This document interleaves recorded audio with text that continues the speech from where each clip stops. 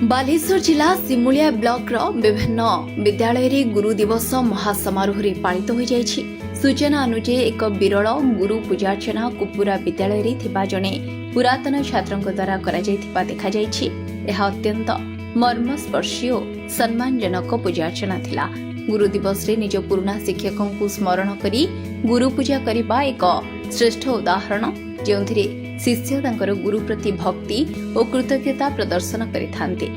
किंतु छात्र परशुराम नायकंक पक्षरु एही स्मृति दिवस रे गुरु को पूजा करिबा एक दृढ़ आदर्शर प्रतीक और छात्रंक महानता बोली उपस्थित जनसाधारण मतपोषण करथिले।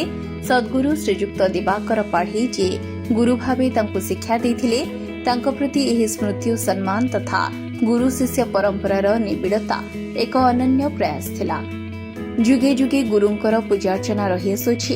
एही परंपरार कीर्ति को यथासंभव युवपीढ़ी प्रतिफलित करिसेंती पुरातन छात्र परशुराम नायक।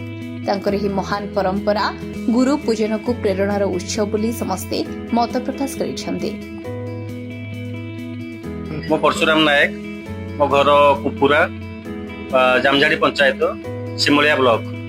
मो मोर पूर्वतन गुरु जे दिवाकर पाड़ी मु तांको बहुत माने 96 97 लु मु तांको सहित पाठ पढुतली। मोर बहुत मने पड़ला आज जे गुरु दिवस रे मु सार को भेट करी सेते पय मु आसी बाटी पंचायत दिवाकर पाड़ी शासन रे मु पहुंची सार सहित भेट करली।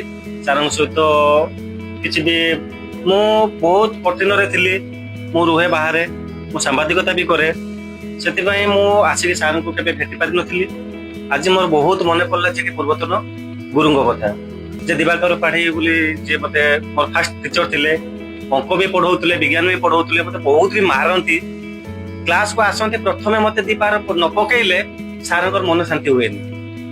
नायक बोले कहिबे दीपार पकेइबे तापरे सेने के पाठ कथा सब चिंता करंती। सार मते बहुत भलो पांती आ एते भलो पाइबा थिला जे कि मु आज सारंग सहित भेटी पारिछि। आ मते बहुत भल लागुछि जे भविष्य रे जदि मु एमती रुहे बा बचिक रुहे मु प्रत्येक गुरु दिवस रे आसी सारंग सहित भेट करिबि। बालेश्वरु समीर साहू सह अक्षय कुमार जेनांक रिपोर्ट आरसीएन ओडिया।